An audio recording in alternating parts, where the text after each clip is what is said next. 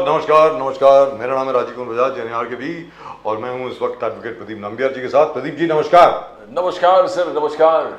आप सब लोगों को जय हिंद, जय महाराष्ट्र, जय भवानी, जय शिवाजी, वंदे मातरम। वंदे मातरम। आप देख रहे हैं नेशन नाउ, प्रदीप जी और मेरे साथ।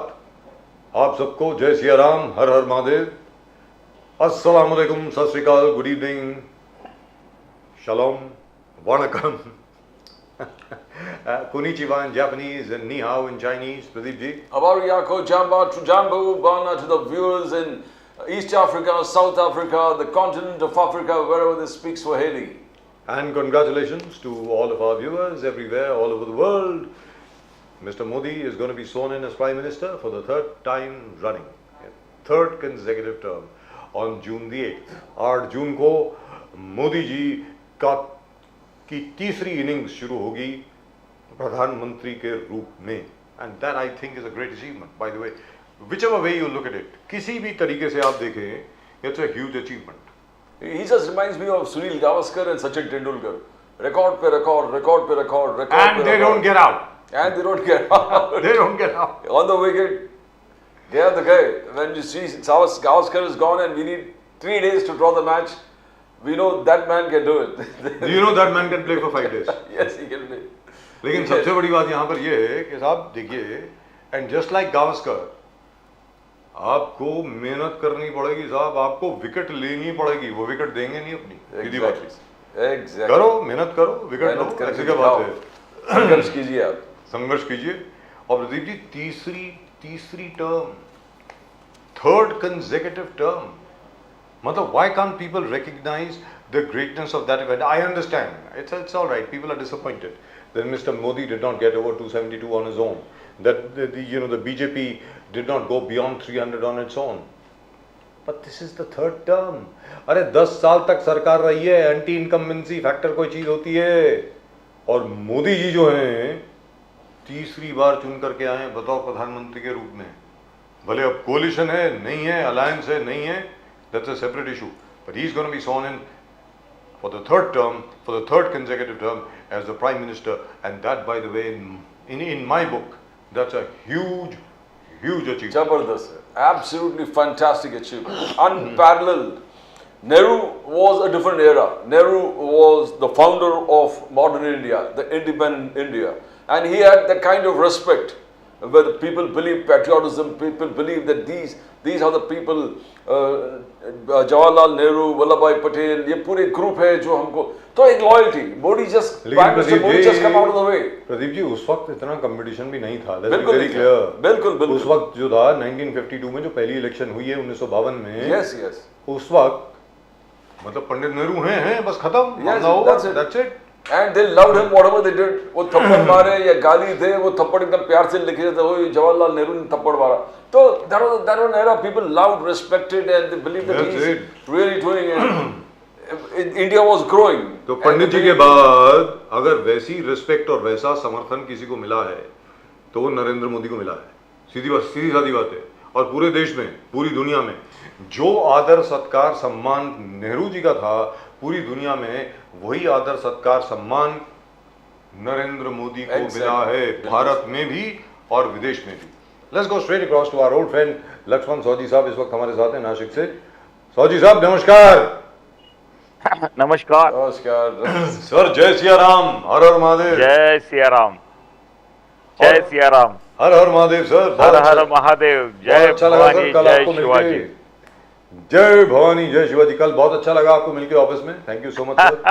आप हमारे ऑफिस में आए, आपने हमारी इज्जत अफजाई करी, हमारी इज्जत बढ़ाई, इसके लिए बहुत बहुत धन्यवाद आपका। लेकिन आपको बहुत मुबारकबाद आपको। यस बिल्कुल, धन्यवाद।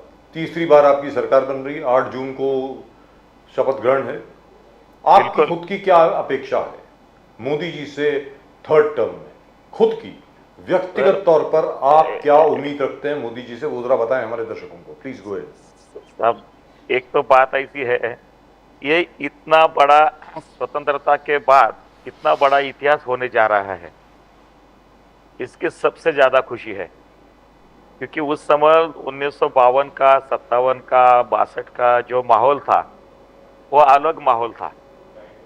नेहरू जी को सब बना बनाया मिल गया था, जी, किसी के साथ स्पर्धा नहीं थी, कोई चुनाव नहीं थी, कोई मीडिया का प्रॉब्लम नहीं था, कोई डेमोक्रेटिक जो दूसरे दल थे वो ज़्यादा हावी नहीं थे, इसलिए उनको जो तैयार जमीन मिल गई थी, तैयार आसमान मिल गया था, तो उनके सामने जो चुनौतियाँ थी तो वो समय इस तरह से सामने जाना चाहिए था कि हमको एक अच्छा सरकार, हमको स्वतंत्रता का सुख मिले, भारत की संस्कृति को बढ़ावा मिले, ऐसा कुछ नहीं हुआ।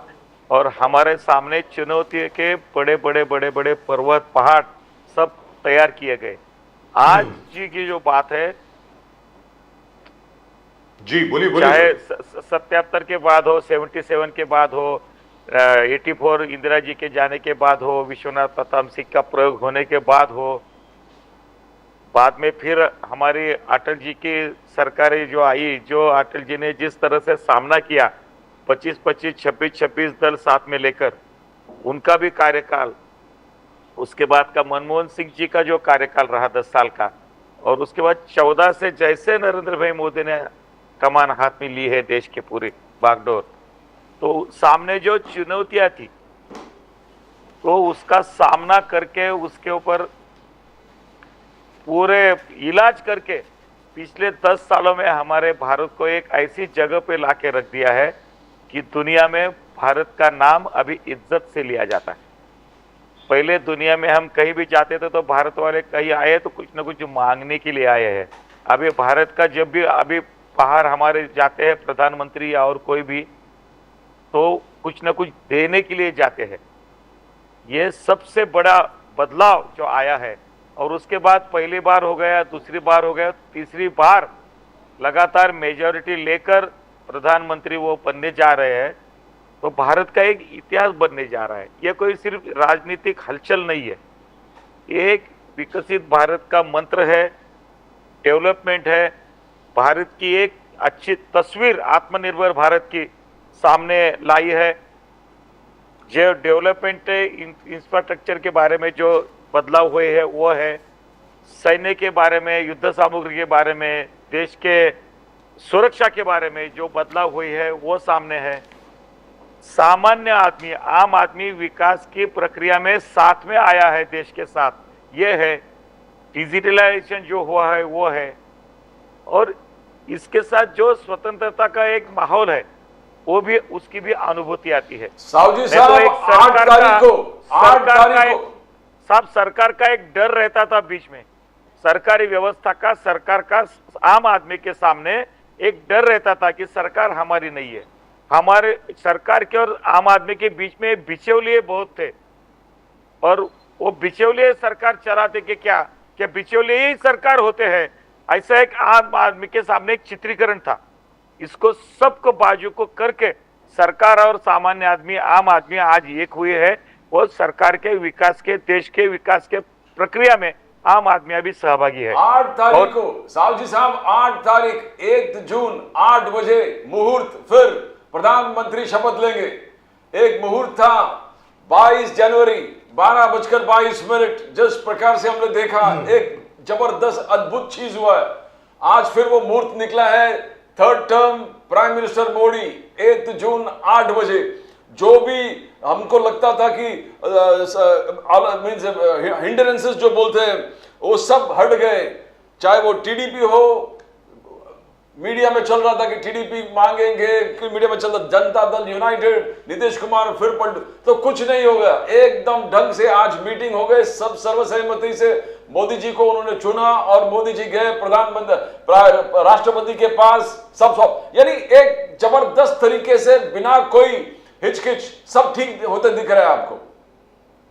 नहीं, बिल्कुल बिल्कुल सही बात है। 22 जनवरी का रामलला जो जैसे हमारे मंदिर के जन्म स्थान पर विराजित हुए, 500 साल का जैसा वो एक प्रसंग था, वैसे हमारे जैसे 1857 की लड़ाई हुई थी, जब से लेकर आज तक का भारतीय इतिहास में ये भी एक बड़ा दिन है कि एक भारतीय राष्ट्रीयत्व, भारतीय संस्कृति की धरोहर संभालने वाले प्रधानमंत्री तीसरे बार भारत में फिर एक बार वहां हो रहे हैं। ये जनता ने जो जनादेश दिया है, जनता जो बदलाव कर सकती है, ये हमारे लोकशाही का जो मूल्याधिष्ठित प्रमाण सामने आया है, इसका ये नतीजा है। और एक शताब्दी स्वतंत्रता के बाद शताब्दी की ओर जाने वाला भारत, विकसित भारत का संकल्प लेते, एक विकसित भारत की प्रतिमा इमेज लेकर जो प्रधानमंत्री आज 8 तारीख को होने जा रहे हैं मोदी जी, तो ये पहला सवाल मुझे इन्होंने किया था कि आपको खुद को क्या लगता है वैयक्तिक स्तर पर कि क्या होना चाहिए। साहब, देश के विकास के बारे में आगे पीछे कुछ, लेकिन देश के सुरक्षा के बारे में और देश के स्वतंत्रता के बारे में जो कोई खिलवाड़ करते हैं उनको कड़ी से कड़ी सजा इस बार मोदी ने देनी चाहिए। ये मेरा पहला मांग है उनके पास, अगर कुछ होगा तो साहू साहब, और हमारे देश के साथ, समाज के साथ इतनी खिलवाड़ हो चुकी है, इतनी खिलवाड़ हो चुकी है, कोई भी आओ कुछ भी करो।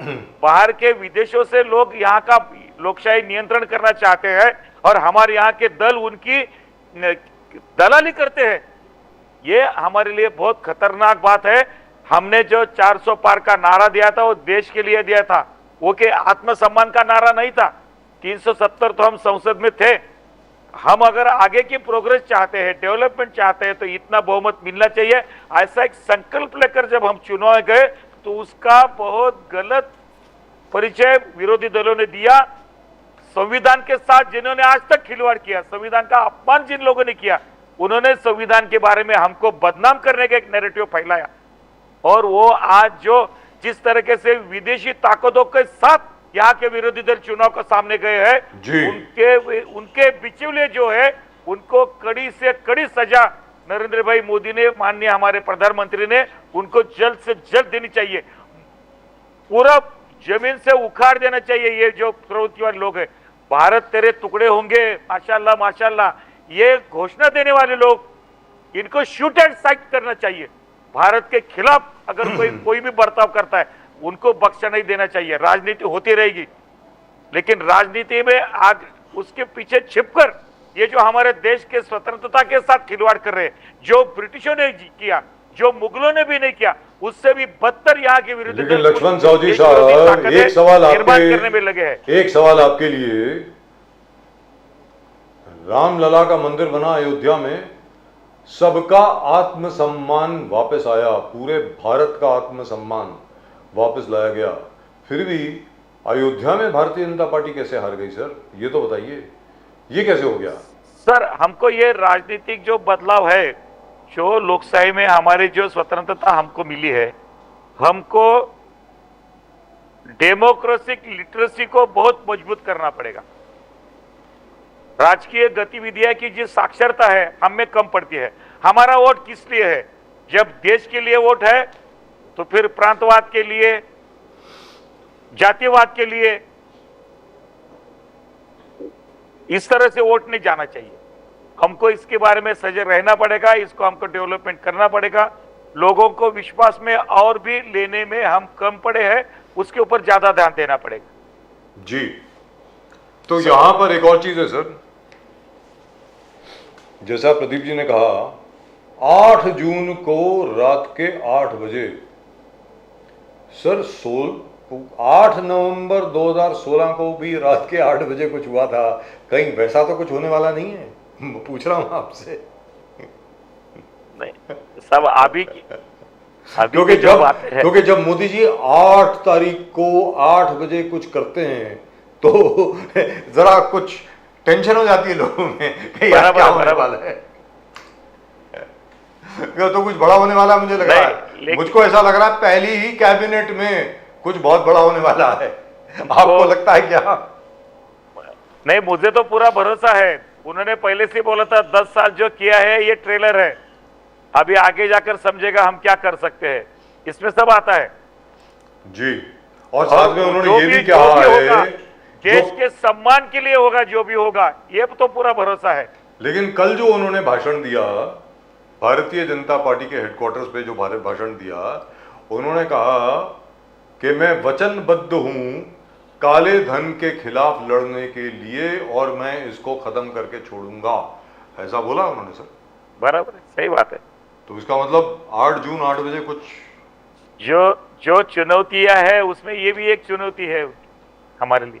जी, प्रदीप जी कुछ बोल रहे थे। साहू जी साहब, ये महाराष्ट्र में भारतीय जनता पार्टी का सबसे मीन्स आपको कहेंगे कि अच्छा परफॉर्मेंस नहीं रहा। जहां कहां आपका 23 सीट था 2019 में, आज आप 9 तक पहुंच गए। आप इससे मीन्स वर्स्ट एक कंडीशन कभी हुआ नहीं था, मीन्स जब तक मोदी साहब जब से आए हैं। तो ये फडणवीस साहब ने एक्सेप्ट कर दिया रिस्पॉन्सिबिलिटी, बोले कि मुझे इस्तीफा देने दो मंत्रिमंडल से और मुझे पार्टी का कमान महाराष्ट्र में संभालने दो। ये परफॉर्मेंस किस प्रकार से आप देख रहे हो कि इतना बुरा परफॉर्मेंस 23 से लेके 9 तक पहुंचना? मोदी जी अगर शरद पवार जी और उद्धव जी को अगर फोड़ते नहीं थे पार्टी के, तो पूरे 48 के 48 साफ हो जाता। तो ये क्या हुआ? ये क्या आप क्या देखते हो, कैसे हो गया इतना गिरना? साहब, इसके लिए बहुत बड़ी लंबी चर्चा हो सकती है, क्योंकि महाराष्ट्र का राजनीतिक वातावरण, एटमॉस्फेयर जो पॉलिटिकल बनाया हुआ है पिछले कुछ सालों से, ये दिन ब दिन बहुत ही पूरी तरह से हैंडल किया गया है सबके। बात ऐसी है कि महाराष्ट्र का वातावरण जातिवादी समीकरणों में शरद पवार जैसे नेता बहुत अंदर तक ले जा चुके हैं।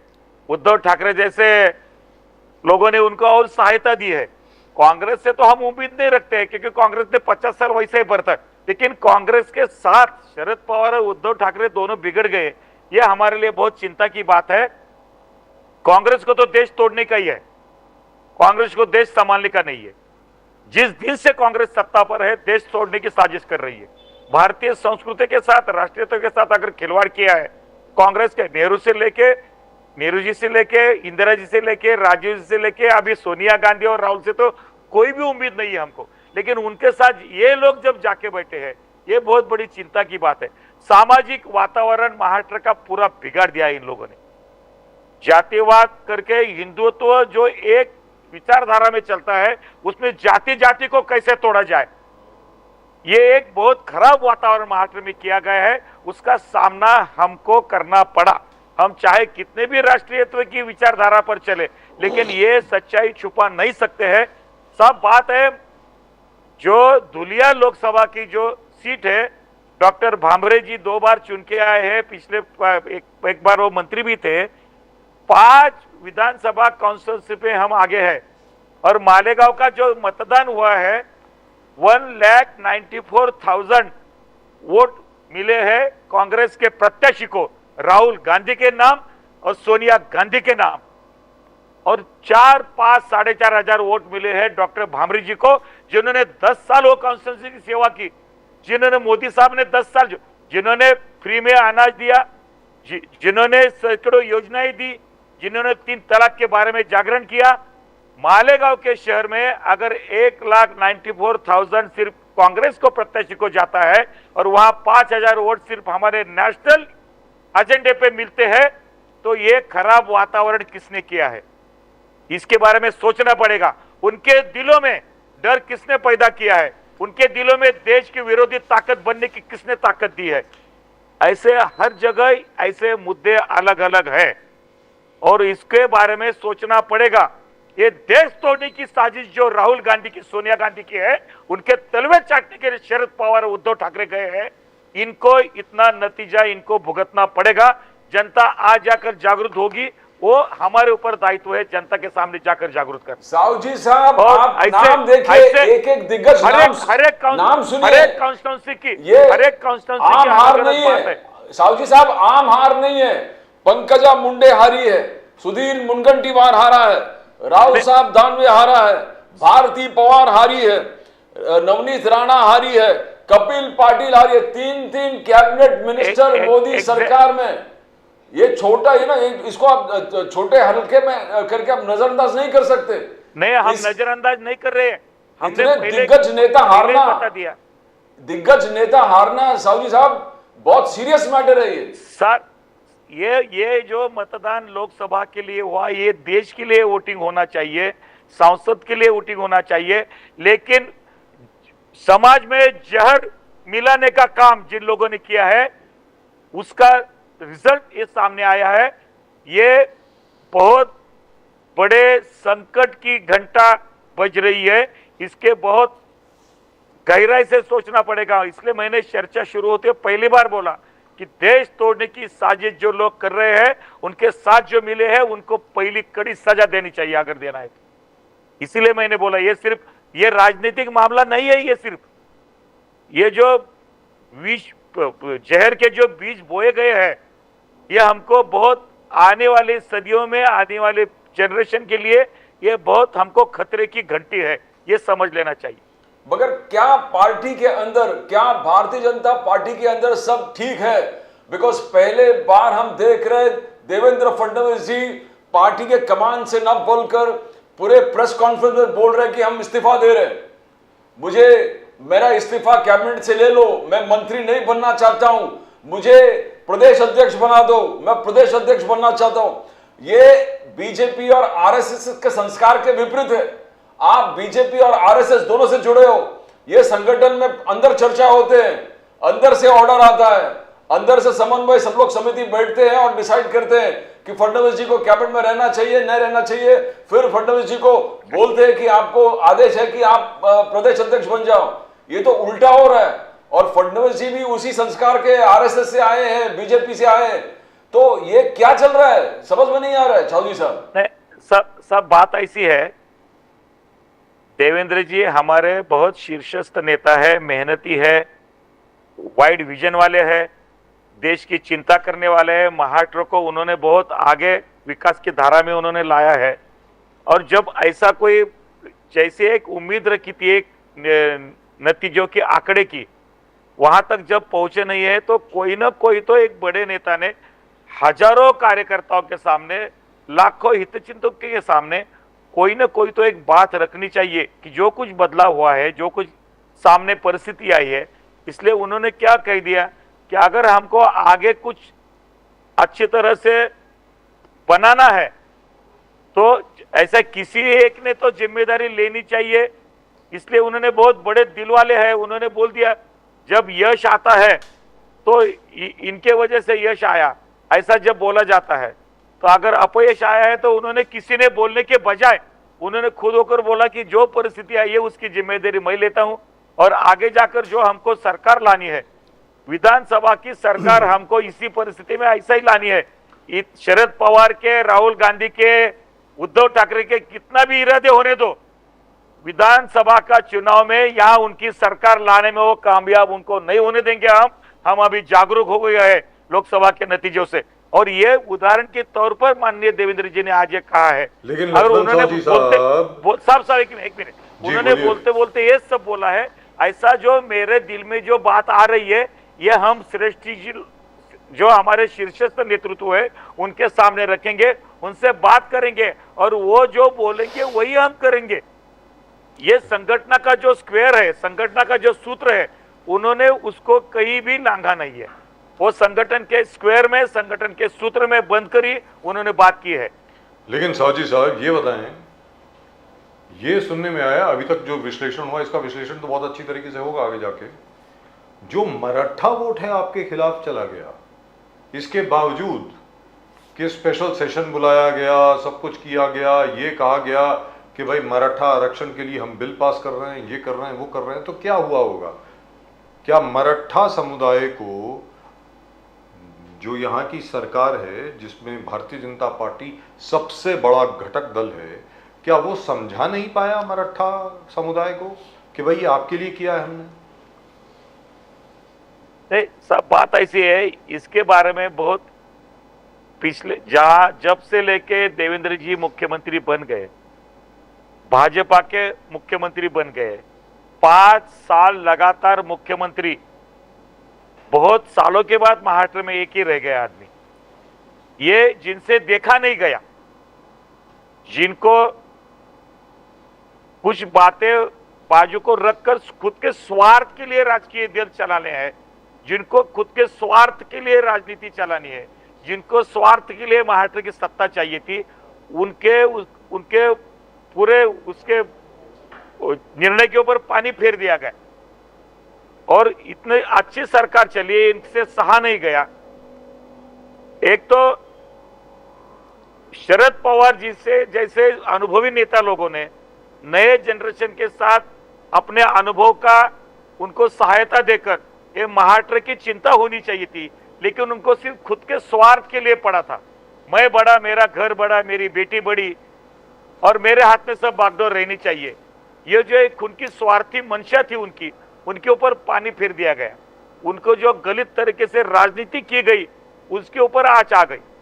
तो मेरे को कोई हिला सकता है, उनको ख्वाब में भी नहीं लगता था। और उनके इरादे के ऊपर जो बारूद डाल दिए सब, तो फिर वो बहुत दुखी हो गए और ये वो हजम नहीं कर पाए ये परिस्थिति को। इसलिए उनको महाराष्ट्र से भी पड़ी नहीं है। समाज द्रोह करने में उनके, यानी कि क्या बात करना भी गलत है, इतनी बड़ी उम्र के नेता हो गए वो, लेकिन महाराष्ट्र में जातिवाद बढ़ाने का काम शरद पवार जो उनको कोई माफ नहीं कर सकता। ये उसका नतीजा है। तो सर बीजेपी को देखना चाहिए सर। 50 साल सत्ता में रहने के बाद न उन्होंने किसानों के लिए कुछ किया, न समाज के लिए किया, न मराठा लोगों के लिए किया, न ओबीसी के लिए किया, न दलितों के लिए किया, न आदिवासियों के लिए किया, न शिक्षा में किया, न हेल्थ में किया। क्या किया? लेकिन उनके पास से कुछ हुआ नहीं। और जो लोग करने जा रहे हैं उनको सहायता करने की उनकी औकात नहीं, उनकी नीयत साफ नहीं। महाराष्ट्र में जो सामाजिक झगड़े लगाए, शरद पवार जी उनके मूल प्रेरणा स्रोत है। सर फिर भी शरद पवार जी को 8 सीटें मिली हैं। 8 सीटें मिली हैं। बात 8 सीटें मिली है, लेकिन जल्लोच ऐसा कर रहे जैसे कि मोदी जी से और भाजपा से भी ज्यादा सीटें इनको मिली है। प्रधानमंत्री बनने का ख्वाब देख रहे थे। 8 सीटों आने वाला आदमी, मैं देश चलाता हूं ये समझ में अगर घूमेगा तो देश का क्या होने वाला है। लेकिन सर महाराष्ट्र में जो महाविकास आघाड़ी है, जैसा प्रदीप जी ने कहा, उनको 30 सीटें मिली हैं सर। 30 प्लस 1 एक इंडिपेंडेंट जो उनके साथ है। कांग्रेस नहीं, सब अभी नतीजा आया है ना। इनको संभालने दो, 1 महीना, 2 महीना, 3 महीना, 6 महीना, 12 महीना। ये 6 महीने भी साथ में रहेंगे ना तो बहुत हो जाएगा। मतलब फिर एक और प्लान है तोड़ने का। जिस मकसद से वो इकट्ठा हुए थे, वो मकसद उनका हासिल होने वाला नहीं है। और जब मकसद होता नहीं है तो वो किसी को भी मानते नहीं है। 1985 में शरद पवार जी को नेता बनाकर जो पुलोद बनाया था, पूर्वक्रमिक लोकशाही दल बोल के, तो उनको नेता बनाकर महाराष्ट्र में गए थे। जब सत्ता हासिल नहीं हुई, 6 महीने के बाद राजीव गांधी के हाथ मजबूत करने के लिए ये कांग्रेस में गए थे। इनका दल बदलना इतना बहुत छोटे दिनों में होता है और इतने छोटे स्वार्थ के लिए होता है। न महाराष्ट्र का उसमें कोई अच्छा स्वार्थ होता है, न देश का होता है। जब इनको लगेगा अरे अपना तो कुछ स्वार्थ बन नहीं रहा है, तो ये इधर से सब होने वाले हैं। साहू साहब, मगर ये चीज आपको मानना पड़ेगा कि मोदी जी और अमित शाह जी का मास्टर स्ट्रोक है, जो शरद पवार जी के पार्टी को तोड़ दिया और उद्धव ठाकरे जी के पार्टी को तोड़ दिया। उद्धव ठाकरे जी गए बार जो 18 सीट से आज 9 सीट में आ गए और बाकी का साथ एकनाथ शिंदे आपके पास लेके आए। और शरद पवार जी जो भी हो तोड़ दिया, इसलिए आपको बेनिफिट बहुत हो गए। आपको एटलीस्ट 17 सीट मिले, नहीं तो ऐसा लग रहा था कि वोट शेयर के हिसाब से पूरा 48 के 48 स्वीप हो जाता। ये एक मास्टर स्ट्रोक है जब दोनों को तोड़ दिया आपने। ये जो बाद में हम लोग जब एनालिसिस कर रहे हैं तो मालूम पड़ रहा है कि साहब आप जो बोल रहे हैं उसमें अर्ध सत्य है, पूरा सत्य नहीं है। ये हमने उनको तोड़ा नहीं है, वो टूट रहे थे। टूटने के बाद वो हमारे पास ही आएंगे, जाएंगे कहां? कहीं ना कहीं तो एक पॉलिटिकल जब प्लेटफॉर्म सामने मिलता है, उनको हमने नहीं तोड़ा है। वो टूटने की कगार पर थे पहले से। एक सही मौका आ गया, वो टूट गए। तो राजनीतिक व्यवस्था जब सामने तो आगे चल के क्या उद्धव ठाकरे जी वापस आ सकते हैं सर? साहब ऐसा है, जैसे जैसे आगे दिन जाएंगे, हर घंटे में राजनीति बदलने वाले ये लोग हैं। खुद का स्वार्थ जब बनता नहीं है, जब दिखाई देता है, तो कहीं भी वो रास्ते ढूंढ लेते हैं। सर ये बात तो नीतीश कुमार जी के बारे में कही जाती है। कहीं ऐसा तो नहीं है कि नीतीश कुमार जी इस तरफ आ जाएंगे कल परसों तक, क्योंकि उनको ऑफर कर दिया जाएगा कि आप प्रधानमंत्री बन जाएंगे? सब आज की स्थिति क्या है? नीतीश कुमार जी को साथ में लेने के बाद हमने वहां के जो चुनाव लड़े साथ में, जी लड़ा जनता ने उसको स्वीकार किया। जनता ने स्वीकार करने के बाद आज नीतीश कुमार जी ने कहीं से कोई भी कुछ बोला होगा तो भी उसको एक नैरेटिव सेट करने का जो एक मन बना लिया है इन लोगों ने। ऐसा तो कुछ हुआ नहीं ना, लेकिन उन्होंने समर्थन का पत्र दे दिया है और अभी वो साथ में है, साथ में ये चर्चा भी खत्म हो गई है जी। लेकिन शरद पवार जी कोशिश कर रहे हैं। Pradeep ji, one last question. Sharad Pawar ji बहुत कोशिश कर रहे हैं। ऐसा है, शरद पवार जी कोशिश कर रहे हैं ऐसा वो 100 लोगों को बोलेंगे, सही में कर रहे हैं क्या किसको मालूम है? सर उन्होंने वो सामने कह रहे हैं कि मैं नहीं कर रहा हूं। वातावरण बनाने में वो मशहूर है। लेकिन शरद पवार जी कह रहे हैं मैंने ऐसा कुछ किया ही नहीं। जब वो बोलते हैं कि मैंने नहीं किया तो ज्यादातर वो किया होता है, तब ऐसा बोलता है कि मैंने कुछ नहीं किया। कुछ लोगों को बोलेंगे तुम ऐसा बोलो मैं कर रहा हूँ, और वो बोलेंगे मैं नहीं कर रहा हूँ। मोदी गारंटी वर्सेस मैं नहीं कर रहा हूँ, कुछ लोगों को बोलेंगे तुम बोलो मैं कर रहा हूँ। मोदी हो सकता है। Modi guarantee versus Rahul guarantee. Sahu साहब, मोदी गारंटी, आर्टिकल 370, राम मंदिर, 5th biggest economy, surgical strike, Balakot, तो ये बड़ा। और दूसरा जो राहुल गांधी जी ने बोला कि मैं ये करूंगा, महालक्ष्मी योजना, 1 लाख रुपया, नौकरी पक्की, नौकरी जो 30 लाख भर्ती, नौकरी भर्ती। तो क्या आप क्या देख रहे हो, राहुल गांधी वर्सेस मोदी गारंटी? राहुल गांधी जी क्या सरकार कभी आने वाला नहीं है और वो कभी प्रधानमंत्री बनने वाले नहीं है। जब मेरे को कुछ होने का ही नहीं है तो मैं कुछ भी करूं, बोलने में क्या जाता है? मैं रेलवे स्टेशन पे खड़ा रहने का, ये रेलवे स्टेशन मैंने तुमको दे दिया, ऐसा मैंने बोल देने का जाता है क्या ऐसा बोलने में मेरा? लेकिन लोगों को मालूम है ये रेलवे स्टेशन साहू जी के बाप का प्रॉपर्टी नहीं है, ये कुछ भी बोल सकता है। वैसा राहुल गांधी का सब स्टेटमेंट है, उसके पास है क्या देने के लिए? और जब देने के लिए 50 साल पड़े थे तो इनके क्या सब मशीनें बंद पड़ गई थी क्या? न नेहरू जी के पास मशीन था, न इंदिरा जी के पास था, न राजीव गांधी के पास था, न उनके सरकार नरसिंह राव जी ये मनमोहन सिंह जी थे। जब इनकी मशीनरी ये कहाँ गई थी ये सब देने के लिए? इन्होंने कौन से जेब में डाल के रखा था ये मशीनरी को? अभी इतने जोर जोर से चिल्ला रहे ये देंगे वो देंगे वो देंगे। तो अरे देने की जो दानत है सिर्फ वो हमारी है। हमारी सरकार ने 55 करोड़ लोगों को पहले बैंक में खाता खुलवाने दिया, विकास के प्रक्रिया में लिया। यह आदमी कर सकता है, विश्वास जगाया। डिजिटलाइजेशन आम आदमी के पास जाने के लिए इनको किसने रोका था? नहीं किया, बख्तेदारी किया था, मोनोपोली कर दिया था। ये वर्ग को हमेशा ऐसा ही रखने का और उनके ऊपर अपनी राजनीतिक चपाती सेकने की रोटी, ऐसा एक काम किया उन्होंने। उनके कोई भी बात के ऊपर भरोसा क्यों रख? उनका जो राज्य सरकार चलता है, क्या कर्नाटक सरकार कैसे चला रहे हो, कैसे बोलते हैं? तो आपके मुताबिक जहां तक के नरेंद्र मोदी जी का प्रश्न है, तीसरी टर्म उनकी फुल टर्म होगी, पूरे 5 साल चलेगी।